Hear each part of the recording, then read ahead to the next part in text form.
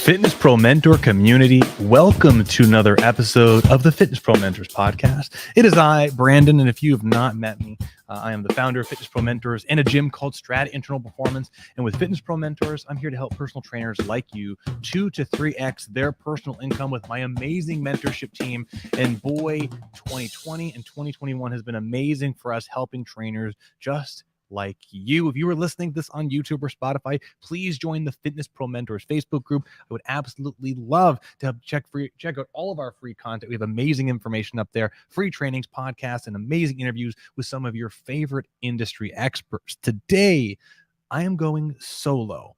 And what I'm going to be doing today is I want to talk to you about one thing that's super important to me. It's about saving money. And here's the reason why, is because when I decided I was going to open a personal training studio, Strata Internal Performance, I decided I wanted to do it debt free. You hear a lot of entrepreneurs talking about taking money out to open a business and basically borrow someone else's money to get something happening. And at a certain point, I think that's a very important thing to do to scale. But for me, when I decided I was going to do this crazy thing, I was 25 years old, relatively young.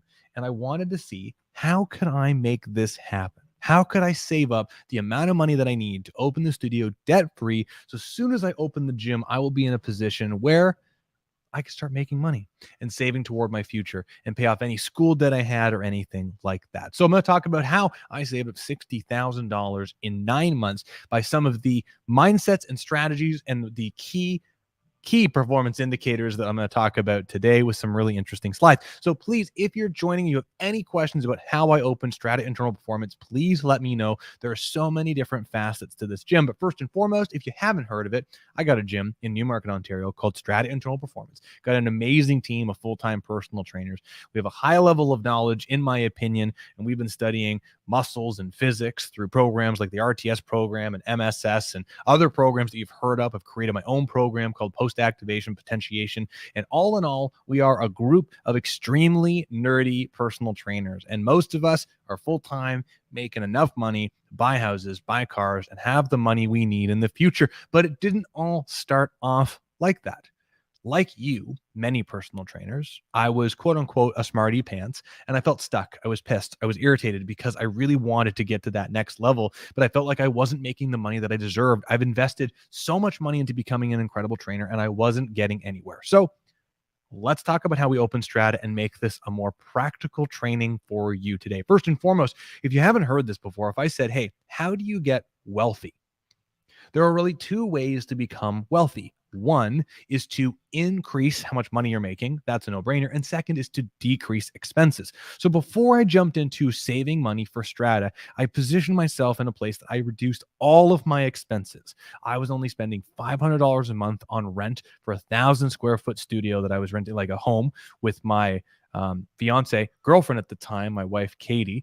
And we were trying to figure out what we were going to do there, but I only had $500 of expenses there. All my other expenses, my cars and everything else were completely car at that time was completely paid off. I had a low amount of expenses, which helped me first and foremost save as much money as possible. So if you're in a position where you're looking to try to open a studio, first and foremost, reduce expenses everywhere because you don't want to be spending money anywhere that you don't need to be. Of course, second, the next part is you have to increase how much money you are making. Now, at that time as a personal trainer, I was charging $100 an hour. And so I knew that if I was working 25 hours a week, I was going to make $2,500 a week, and that would turn to a $10,000 month. And then based off of that math, if I could get my hours even higher to 35 and 40 hours per week, well, you can do the math there. And since my expenses were so low, I knew if I could get that busy, I could save all of the money that I was making, almost all the money I was making, to work towards opening a gym. And everything we're going to talk about now is how I got to 35 to 40 hours of working with clients. Now, I will say this, that is a relatively unhealthy amount of clients to work with at one time, in my opinion. I don't want to do that again, even though I was making great money at that time. But at the end of the day, I was feeling pretty burnt out. Now, from a business perspective, I will say that I had to do one thing as far as the next step. I figured out how to reduce my expenses. I figured out that I needed to make more money. How we're making the money, I'll talk about in a second. What I needed to do was I needed to trim the fat in my world. I had this laser focus towards what I wanted to do. I wanted to open this gym where myself and my training team that I was working on curating through study groups and professional outreach, and then frankly, even from history, one of my good friends, Chris Young, who was the best man at my wedding, I had him lined up and he was excited to join. I had everything lined up to build a cool team. I still needed the cash. And so I had to trim the fat. I had to figure out, one, where could I get rid of time that is wasting my time? So one of the first things I had to do, to be honest with you, is I actually stopped teaching for other educational companies. It made me sad because I love teaching, as you can tell. I love educating and helping people. I love giving trainers all the tools they need to really scale up and grow. Really love it. From there, I also needed to make sure that my broad market of marketing was brought down to a very small, finite market, because I started realizing when I was learning more about sales copy that if I speak to everyone, at the end of the day, I really speak to no one. And so what I started to do, and we've talked about this in our podcast before, is I looked at the market of clients that were in front of me. And the market that was in front of me, I had all of these 60 to 70-year-old people with problems, and they were really benefiting from the exercise I was doing, and they were retired, and they had expendable income, and they weren't looking like they were moving anywhere. They didn't have to put money towards college for kids or anything like that. And that demographic was a major part of my business. And then I had a small part of my business that I really enjoyed working with, which were young athletes, these 15 to 30-year-old people that were growing muscle, wanted to feel stronger, feel great. But the truth is, it was a relatively volatile market. I had a lot of fun helping these people. They were great, but they didn't have the expendable income, or perhaps they did because they were living home. But the term of the sale and the time we were going to be working together was going to be relatively short because they were going off to college. They were finishing college and moving on to their career. They got married. They had kids and So I was rowing really hard with both of these markets, but I ended up leaning towards what I call the Jane 65s, because demographically and psychographically, they have a few things that we're going to talk about in the first slide I'm going to show you here, and just became a more logical option. So I had to trim the fat. I stopped the activities that were not going to bring me the fastest and most consistent reoccurring revenue to help me save up that $60,000, and really ultimately streamline my efforts. So I was laser focused towards one thing. Now, that being said, let's talk about a few things here. So getting into some of the practical things you can take away. How did I save up this money in 9 months? Well, first and foremost, I started with this idea of how could I possibly 10x my income? Now, it was not possible because my model, like many of yours, is based off of a time trade, right? Your time for money. So it wasn't likely I was going to be able to go to $100 to $1,000 per hour. But I started thinking, if I was going to 10x the number of hours I could do, what would I have to do? How would I get there? And so I started embodying personally this thing that I've called a few times my CEO avatar. And in short, it is this billionaire mindset and this wise man perspective. Every time I entered into a situation and I said, okay, I need 10 more clients ASAP. Well, like many of you, at times I'd feel insecure and emotional, and I'd get rattled thinking about it. I had to call people, cold call, knock on doors, ask for favors, and do all these things. But I started thinking, if I was a billionaire and I needed the next dollar immediately, how would I approach that? How would the billionaire's mindset approach a situation like that? And if they were a self-made billionaire, you know what they would do. They would make it happen. They would not even second guess it. They would take the phone up and they would call and they would make the sale, or they'd find the person they need to make that happen. And then if you asked a wise man what they would do, or you think of the wisest man sitting on a rock with his fingers crossed and the water flowing in the background, what would a wise man do? They would tell you. Is it you, your fear, your emotions, and your beliefs that are stopping you from making that happen? And I started realizing that I personally had a lot of emotional barriers that I was putting in front of me that was stopping me from succeeding. It was stopping me from getting where I wanted to get. And I started realizing that the only person was stopping me from making that kind of money was me. And I couldn't follow in anybody else's footsteps. I had to create a new path, because especially in my small suburban town, Newmarket, Ontario, there was no one doing what I wanted to do. So how was I going to be the billionaire mindset personal trainer in Newmarket, Ontario? This CEO avatar became the decision maker. It started helping me think every time I walked into a situation that slightly scared me just a little bit and I was unsure how it was going to go. I started thinking of it from the billionaire mindset. What would a billionaire do? What would a wise man do? And all of a sudden, this CEO avatar helped me trump beliefs and fears and those things that I would say to myself that would stop me from succeeding. And so in our program, we call this the 10x CEO avatar, because ultimately in the mentorship, you got to do a lot of things outside of your comfort zone to scale. And even today, just this week, one of our students went from 10 to 18 hours. And another one of our students is literally telling us she's got the busiest schedule she's ever had. And next week looks to be busier. And it's because these people are getting out of their own way. There's no secret. The second thing, when I talked about that whole boat of clients I was rowing in, the Jane 65s versus the younger athletes, was I started leaning towards a profitable client avatar. I needed a client avatar that had a few things. They needed to have the pains. They needed to have emotional, so to speak, connections to the thing. They needed to have value with the problems they are feeling in their body. That exercise and my approach and what I specifically could do could help them get past. They needed to have something that I could sell them on. Because if I was just going to try and sell regular exercise, personal training as a commodity, you're screwed, honestly. Because if you're just selling the same thing as everyone else, there is 1,000 personal trainers, especially on Instagram right now, you know what I mean, that are charging $40 to $60 an hour, and you're just competing, right? If you're just like, I'm better at teaching squats than that person, great, but that's going to be limited. You need to have an expertise of what you can provide to be the best personal trainer. You have to have a problem that you solve better than anybody else. So when someone has that problem, they call you. You are the person. So I needed a client, this Jane 65 avatar that I call, that had the pains.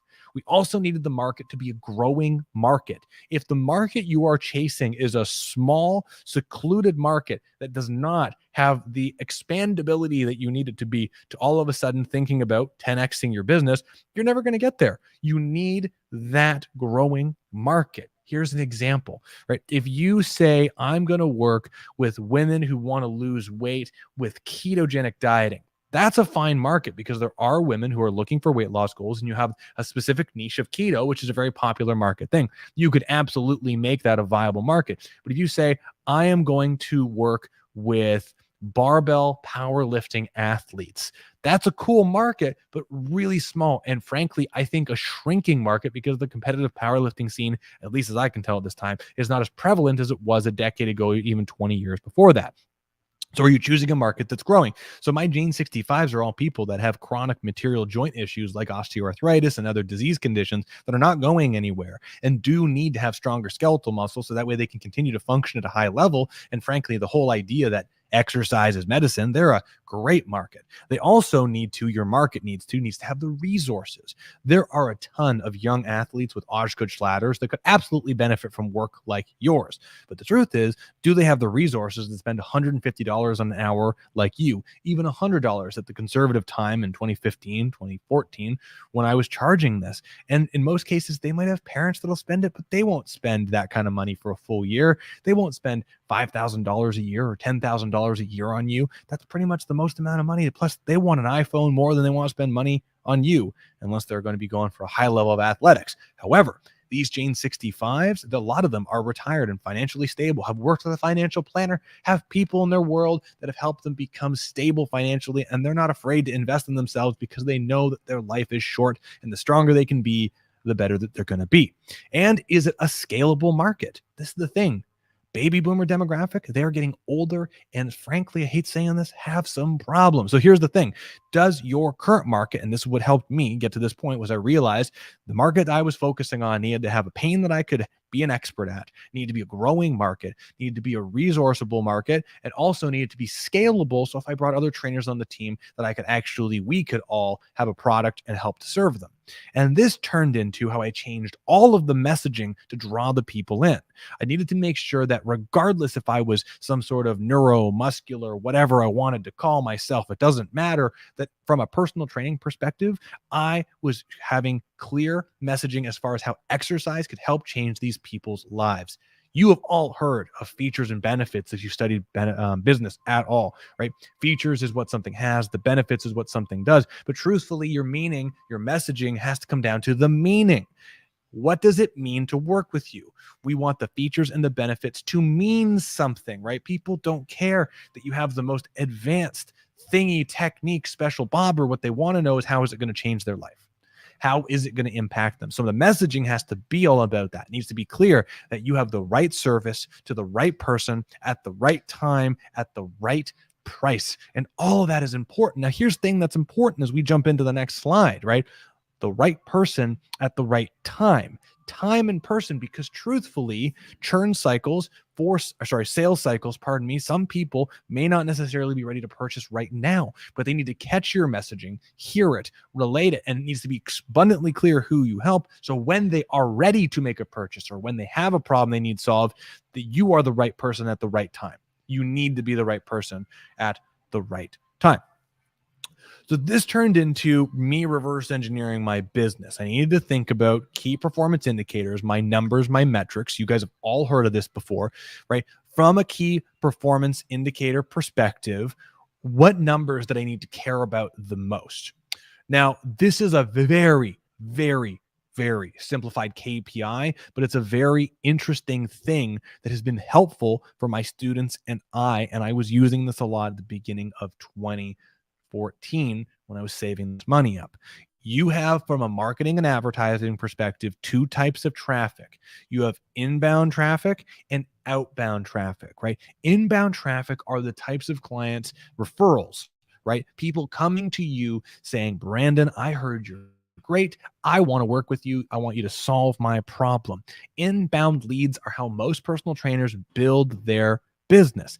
Outbound traffic is you, the business, going out and harboring interest and trying to draw people into your lead magnet systems in your channels, your funnels, whatever you want to call it, you going out there and talking to people.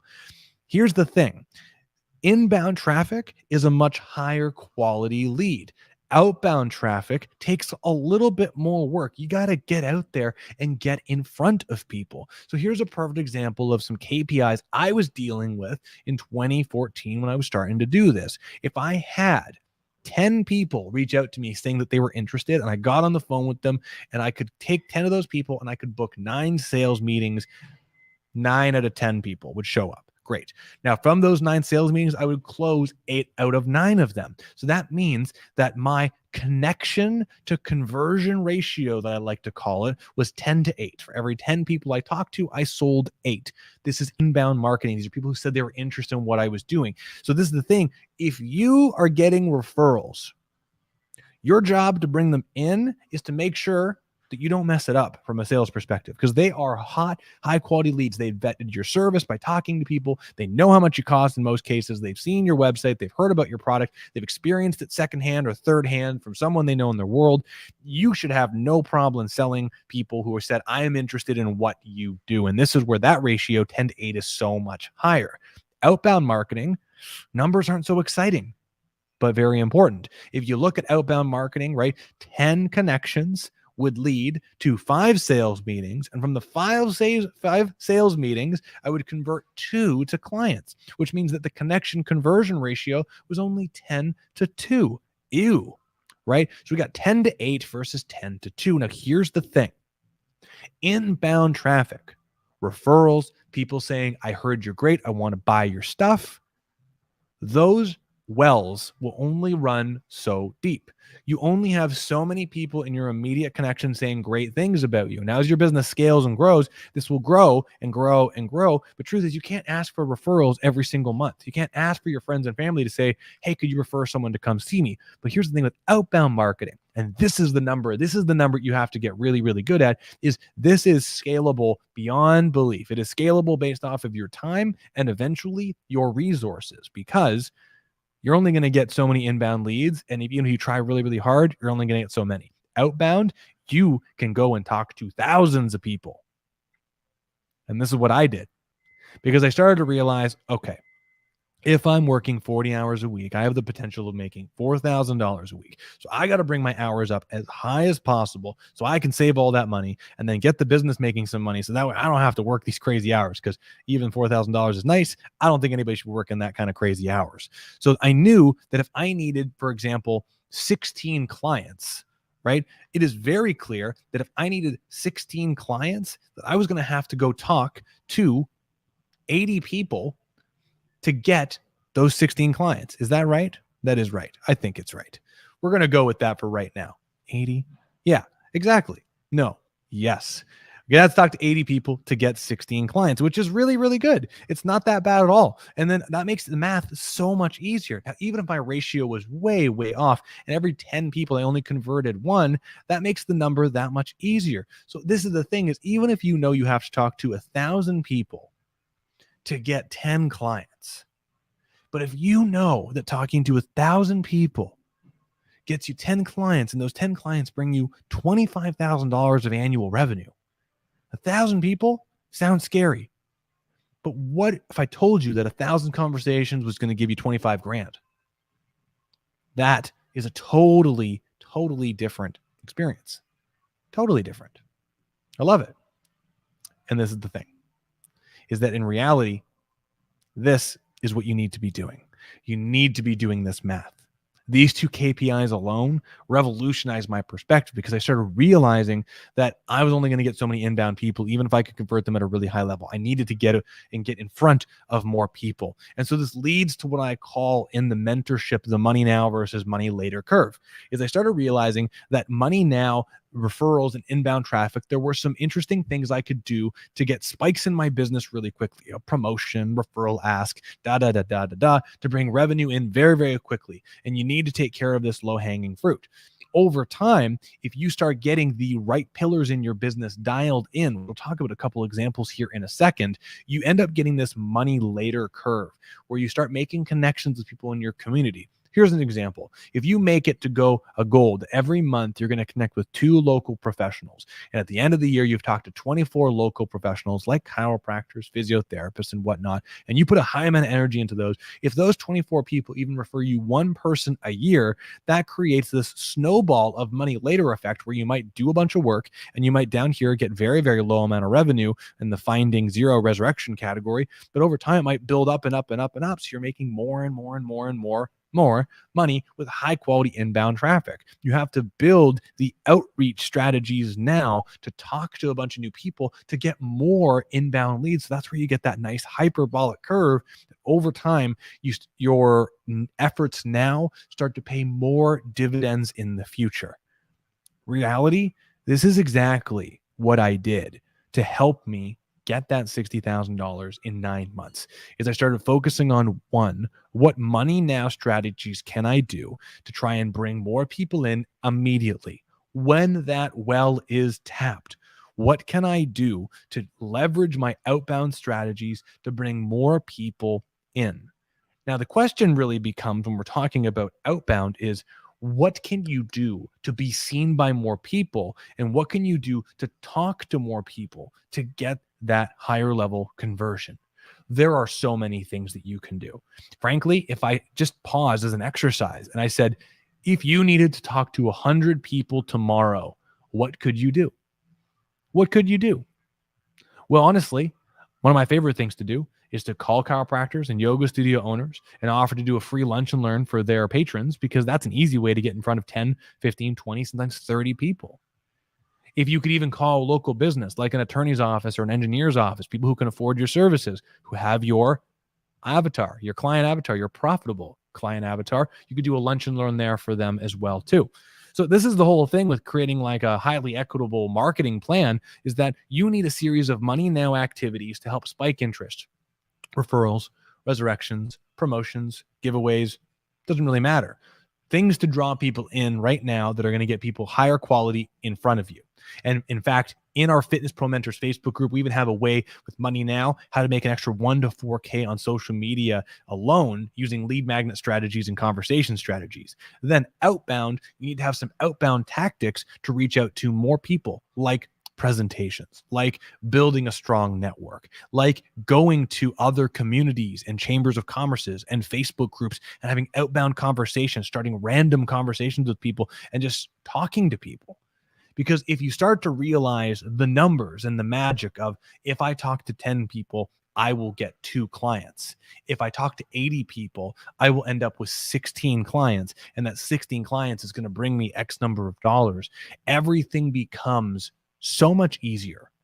And so the thing that I'll close on today, and this is really the magical strategy that I used, was that once I knew my mindset was in the right spot, Once I knew the market that I was chasing had the resources and the problems that I solved, once my messaging was dialed in and I was talking about helping people exercise pain-free, which meant they were going to have higher quality, longer lives, when I knew that was all dialed in, I started focusing on the inbound and outbound KPIs, looking at those numbers. If my inbound traffic wasn't good, how could I figure out where things were falling apart so I could fix that? If my outbound was not good, talking to 10 people, only getting 2, how could I talk to 10 and get 3? What skill, what traits, what beliefs did I have to overcome to make that happen faster? Then from there, I tried to get in front of everyone. And this leans into something that I learned from Grant Cardone called omnipresent. I aimed, and I still aim to be present everywhere at all times in my town. When someone is looking to have their problems in their body get stronger with exercise, they find me. They find Strata. My SEO is conducive for that. My Facebook and my Instagram, conducive. Everything that Brandon represents is all about helping people solve problems. If anyone looks up New Market Personal Training in our town, we have the highest amount of Google reviews, which helps us to be omnipresent. At this point, we're making enough revenue that we are doing some small paid advertisement to help us be seen in specific lights. Boom. Everything that comes up around paid advertising helps people see that we're problem solvers. Our Facebook group is robust and the most filled out of any exercise related group in my town. We are present everywhere and we go to every single event possible to communicate. So here's what I will tell you. What I did to open this gym is nothing that you can't do. I have seen many students make extra thousands of dollars in months, in a month, in a week, an extra $1,000 or $2,000 by making 1 or 2 small changes. And if you're listening to this, I will tell you, we have this mentorship that helps personal trainers like you 2 to 3x their income in 12 weeks. And our entire mission is to help you build the marketing systems to scale and grow your business. I don't believe that me or anyone else that you see that has a personal training studio out there is special by any regards. I think that we are just hardworking and we drive, and that's what you have to do. Figure out what skills you need to improve on. Get past your beliefs. Clean up your traits to make sure they're working forward towards you. Know where you're aiming. Continue to drive forward and unrelentlessly don't stop. Keep pushing forward. Be unstoppable. Because I will say it. And I will say this again, I've said this a lot. If I can do it, you can do it. I was a Warhammer miniature painting nerd that worked at a comic book store, that had no soft skills, barely liked to make eye contact, and had a low level of confidence, to becoming the head trainer at my gym, to becoming one of the youngest RTS instructors in all of RTS history, to continue to teach for all these different companies, to develop my own courses, to now have Strata Internal Performance and Fitness Pro mentors. And it's because I keep working at it and I keep investing into everything to help me get there faster. You can do the same. So everyone, thank you so much. I hope you found this episode valuable. Please check out Fitness Pro Mentors on YouTube, Spotify. And if you're not a part of it, join our Fitness Pro Mentors Facebook group, where we have a bunch of free business trainings, an incredible podcast with interviews with people way cooler and way smarter than me, and some really incredible ones coming up. But at the end of the day, thank you so much for listening, and please make it rain.